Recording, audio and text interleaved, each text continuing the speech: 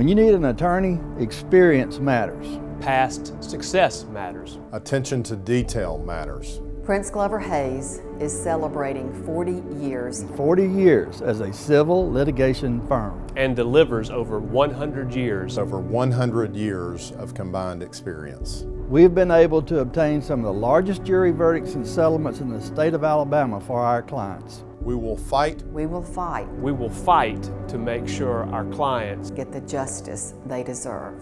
Here at Prince Glover Hayes, we counsel. We advocate. We litigate. And we are devoted to helping you.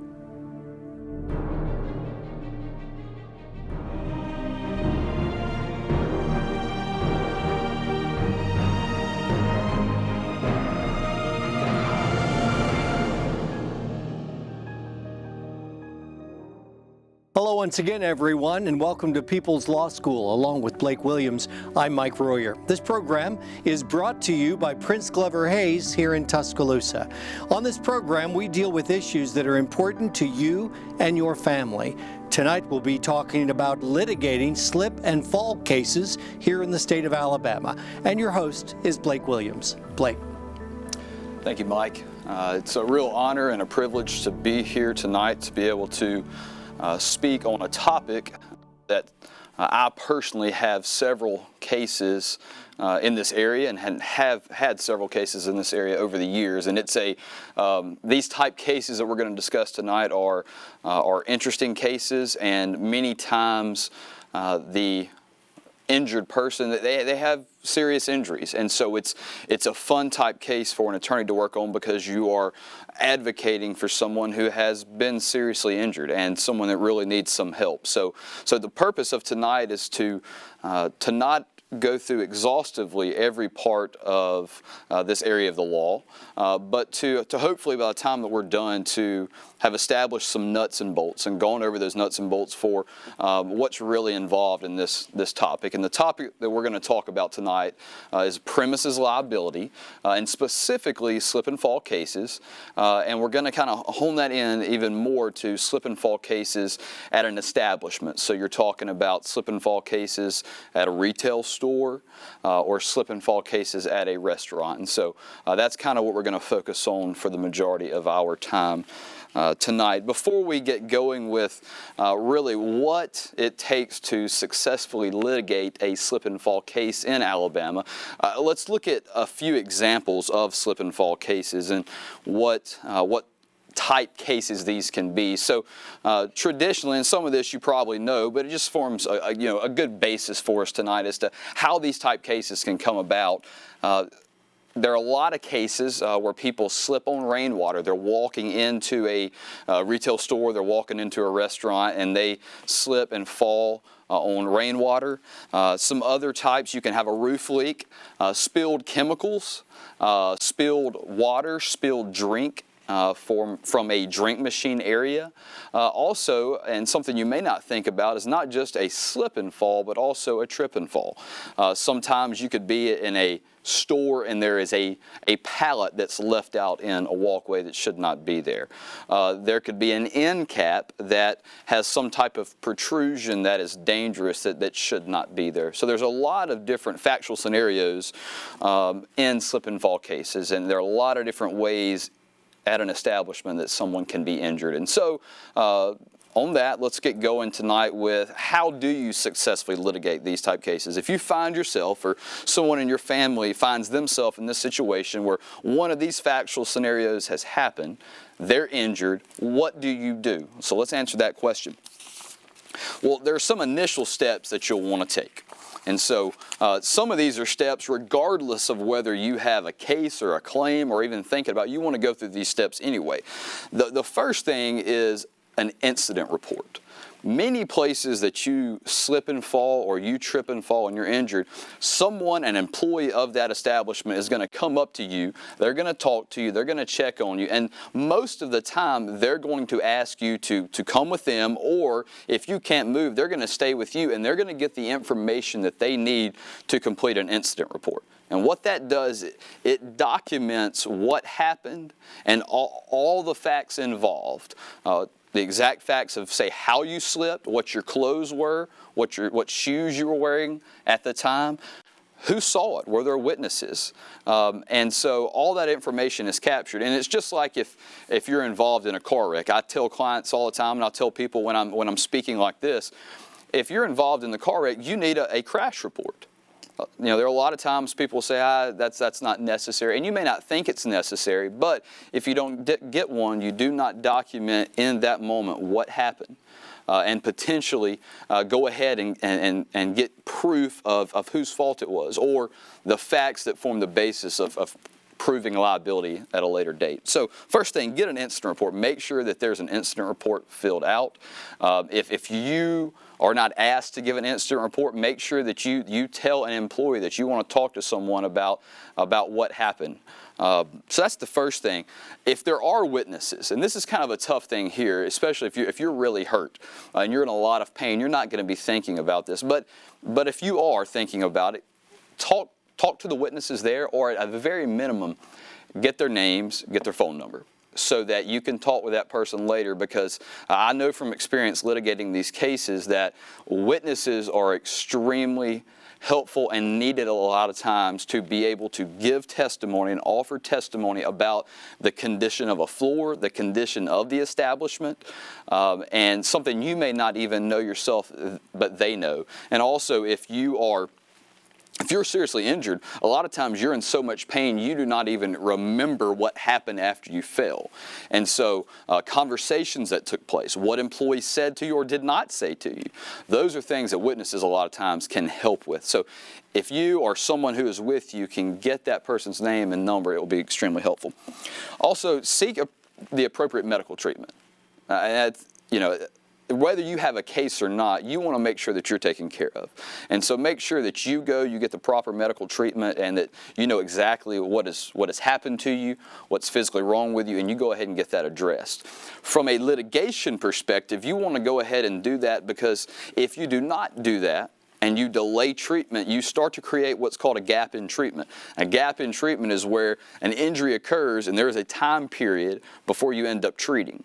And the longer that gap, the harder it is for you or your attorney to prove that your injuries and that treatment is related to and caused by the slip.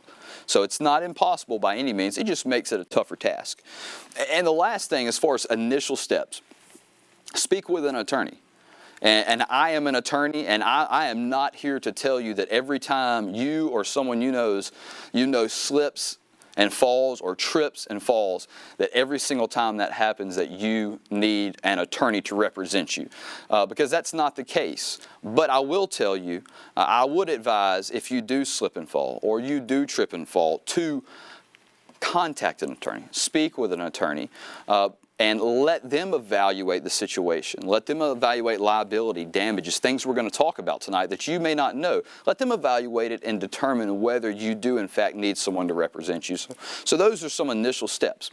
All right, on that topic of speaking with an attorney, one of the things that's going to happen if you go and you talk with someone who handles these type cases, and they know the law and they know how to successfully litigate a slip and fall case, one of the things that they're going to do first is they're going to send what's called a preservation of evidence letter. This letter is, when I have a case like this is one of the first things I do. And the reason being is this. For some pieces of evidence, particularly for video surveillance footage, a lot of establishments have a 30-day retention period. And so at the end of 30 days, that footage may be recorded over and could be lost. And so if they're not put on notice within that period, you may lose that evidence. And so you want to, if they haven't kept it, you want to go ahead and tell them within that 30-day period to keep that evidence.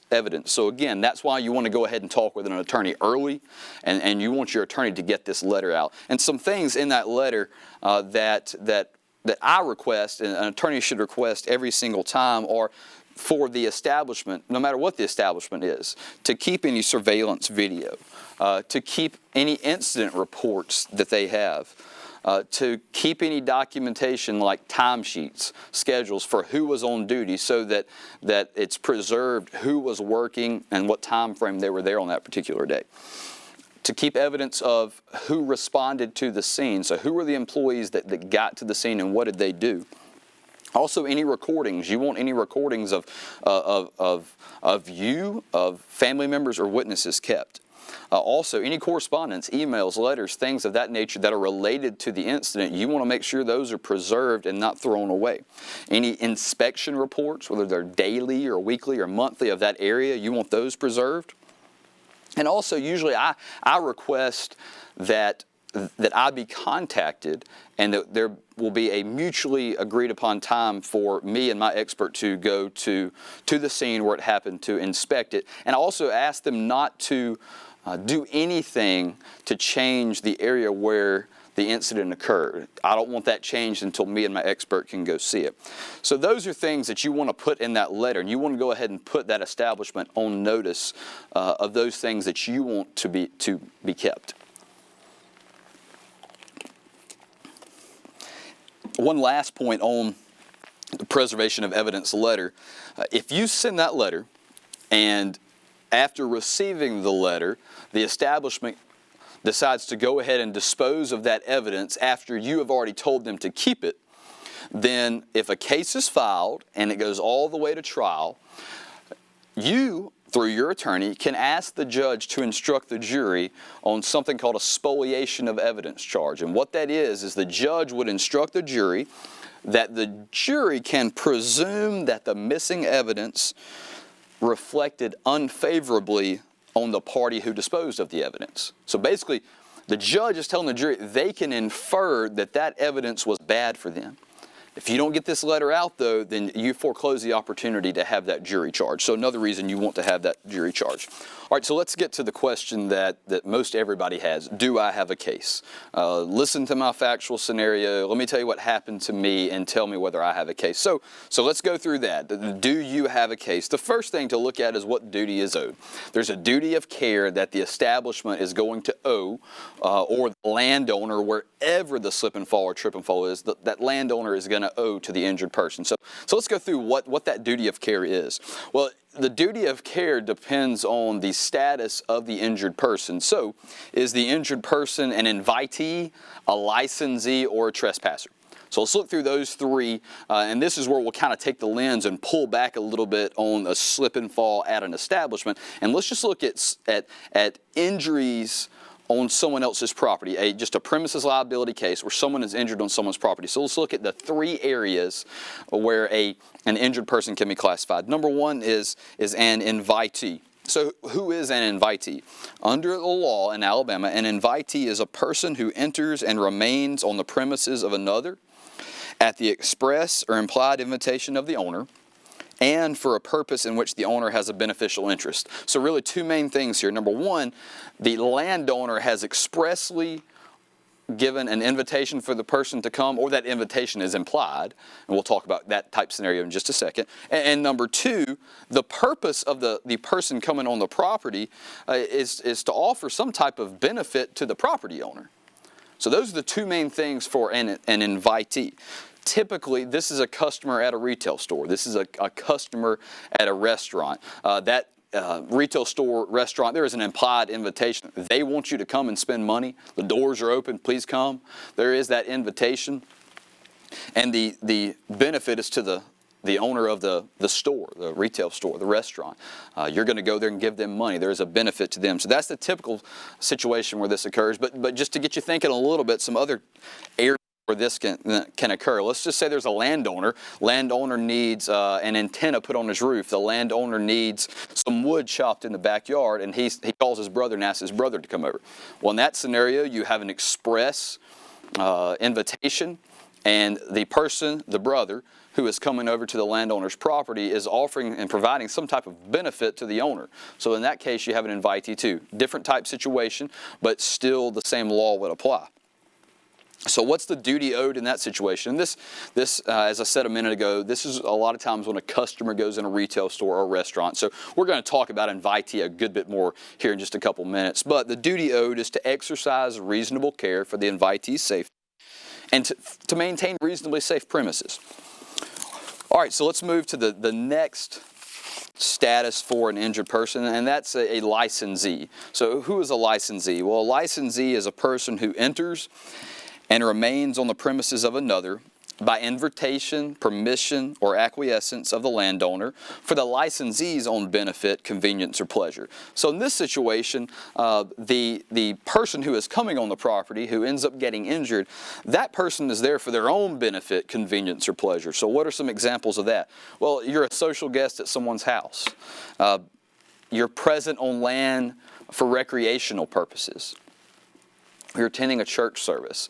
Those are the type of situations where licensee status is going to apply. So what's the duty in that scenario? The landowner, you have a different type of plaintiff, a different type of injured person that's come on the property. What duty is owed to that person? Well, to not willfully or wantonly injure the licensee, or to negligently injure the licensee after discovering that he or she is in peril. What willful, pretty self-explanatory, but wanton, what's that? Wanton is the landowner knows about a danger and consciously disregards it.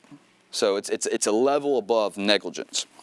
And the third status for an injured person is that of trespasser. And this is one that most people are more familiar with. So what is a trespasser? Person who enters the land of another without the owner's permission. So who could this be? Well, a trespasser could be, say, a criminal that's coming on the property to do some damage, to take something, to do something they should not be doing. A child that's an adventuresome child who's just out exploring and comes onto the property. Or a person who no longer has an invitation or license to be on the property. So an injured person can start out as an invitee or a licensee, but that invitation or license can be revoked, and that person then becomes a trespasser. They're asked to leave and they don't. What's the duty owed there? Well, generally there's not a duty owed to trespassers, but in general, but there are exceptions to that. So a duty in that situation is to refrain from wantonly injuring the person, so you know there's a risk, you consciously disregard it as a landowner, or you intentionally injure the person. And you can't set traps for the person either. So those are the three different areas: invitee, licensee, and trespasser. So let's look at an invitee. And this is, again, since we're talking about slip and fall cases at an establishment, this is the status that you're going to be looking at and considering, is that of invitee. So let's look a little more specifically, peel the onion back just a little bit for the duty of care owed to an invitee. And there's really two specific duties. Number one, the property owner, the landowner, has a duty to warn the invitee of danger, of which the landowner knows or ought to know about, and of which the invitee is ignorant. And second, the landowner has to use reasonable care to have the premises in a reasonably safe condition. So two things: they have a duty to warn and a duty to keep the premises in a reasonably safe condition. Let's look at the additional elements. So that's what the duty of care is for an invitee, a duty of care in a situation where someone slips, falls in an establishment. What else is at play here? Well, there are actually three elements that you have to prove. The first element is that of a defect. So you have to show that your fall was the result of a defect or an instrumentality located on the premises. So that's number one, defect. Number two, that the fall was the result of the defendant's negligence. So number two is negligence. And that the defendant had or should have had notice of the defect or instrumentality before the fall. So that's notice. So we have defect, negligence, and notice. So let's kind of go through those just a little bit. First, let's look at defect. This one is usually very easy to prove in a case. You know what caused the slip, what caused the fall, usually. Here are some examples. A dark stairway. You can have spilled chemicals. I mentioned rainwater earlier, drinks. You can have a pallet that's laying out that shouldn't be there. So these are just examples of defects. The second element is negligence, and we've talked about the duty of care owed just a second ago to an invitee. Duty to warn of known dangers, duty to keep the premises in a reasonably safe condition. But to prove negligence, you not only have to show that there's a duty, but there is a breach of that duty, and that breach caused some injury. So that you have to show that the fall, the injury, was what's called the proximate result of the defendant's negligence. So the defendant had a duty to warn and to keep the premises reasonably safe. They failed to do that. And we'll talk in a second about ways in which they can fail in doing that. But they failed to keep that duty, to uphold their duty. And you have to show that not only did the water on the floor factually, I mean, it factually caused your injuries. You stepped on it, you slipped, you fell, you tore your ACL, something like that. But the proximate cause, it has to be foreseeable. And so not only that it was the direct cause factually of what your injuries are, but also that it was a foreseeable type of injury. All right, so let's look at some examples of how establishments can warn, so that you can see whether or not they did properly warn someone of a peril or a danger. So some typical examples are caution signs, caution cones, a taped off area, or running mats. A lot of times you see this, you go into a retail store and they have these long running mats as you enter the store, or there's a spill somewhere and they've got the caution cones out, the signs. And so those are put out to warn you. So, and looking at the question of, did the establishment breach the duty of care and their duty to warn? Did they breach that? Did they not uphold that? Well, a lot of times you can look around and say, if there was something wet on the floor, well, did you have a mat over it? Was there a cone there? Was there a sign there to warn? And we'll show a picture in just a little bit, but I'll go ahead and mention it now that I've had cases where there will be a cone or there will be a sign, but the cone or the sign will be put behind a door or put behind a post to where a customer cannot see it. So it's not doing any good there. So there can be situations where there are signs, even mats out, cones out, but they're not warning a customer of the peril or the danger. So defect, negligence, third element that must be proven, the final element is notice. So the establishment must be on notice. And there's three different types of notice. You have actual notice, constructive notice, or you can prove that the establishment was delinquent in not discovering and removing the defect. So actual notice is one of the easiest. That, you can have an employee say, yeah, I saw the water on the floor before this happened. I saw the spilled chemicals, the pallet out in the walkway. There could be an existing work order. Let's say there is a crack or a gash in the concrete and the establishment had put in a work order to repair it. You can have that situation. That can prove notice. Constructive notice is simply that the danger was there for such a sufficient length of time to impute notice on the establishment. And the last thing is really when there's policies and procedures that are in place and they're not followed, or the establishment does not have the proper policies and procedures for inspecting to determine whether there's a danger.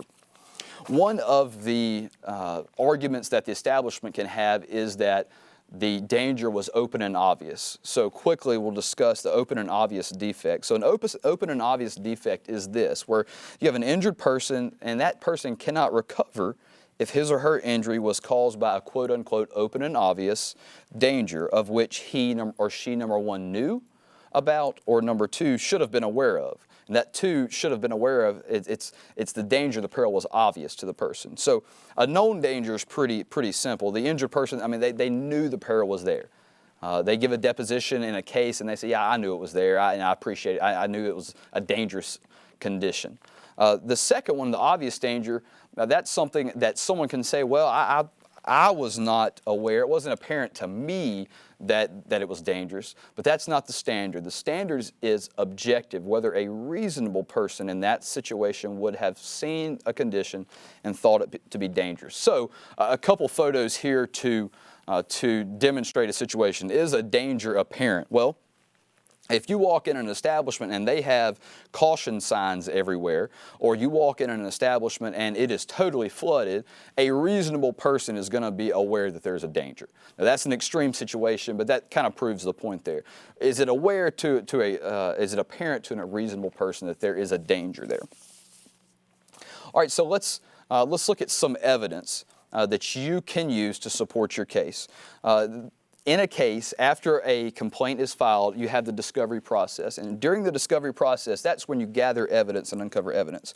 Evidence such as policies and procedures for slip and fall prevention, how often an area is supposed to be inspected, policies and procedures for slip and fall investigation. What is the establishment supposed to do once they learn of the injured person. A lot of times you have an incident report that we discussed earlier. They're supposed to take photographs. They're supposed to keep surveillance footage.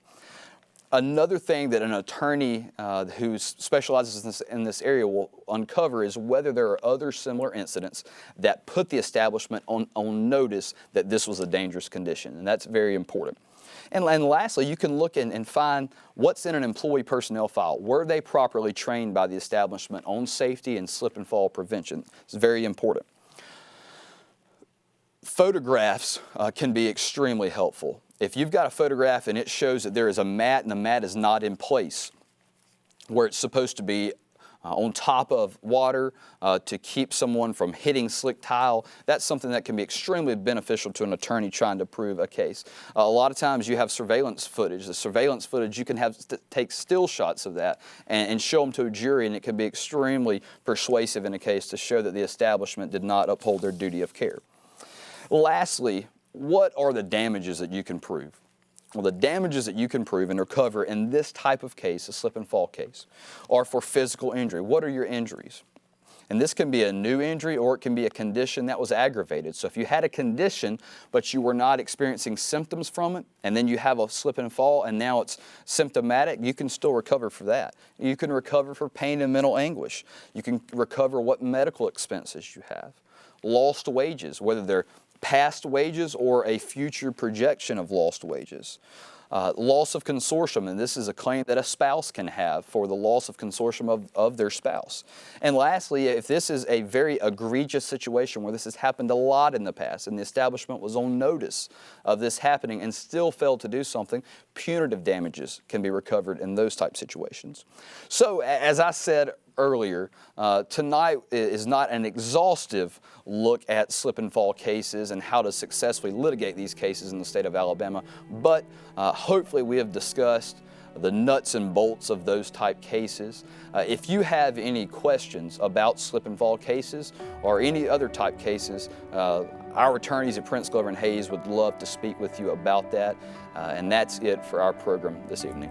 Blake, thanks very much for all that good information about litigating slips and falls here in the state of Alabama. And of course, you can get answers to any questions about that at Prince Glover Hayes. They're the ones that bring you this program. We thank you for watching People's Law School, and we'll see you again next time.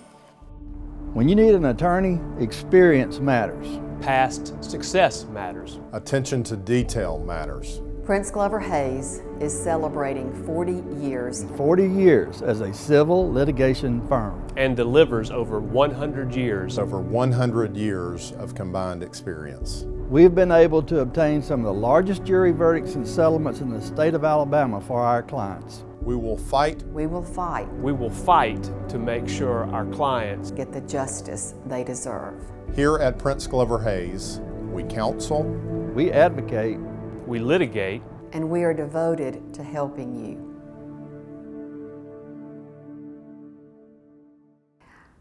What makes our law firm special?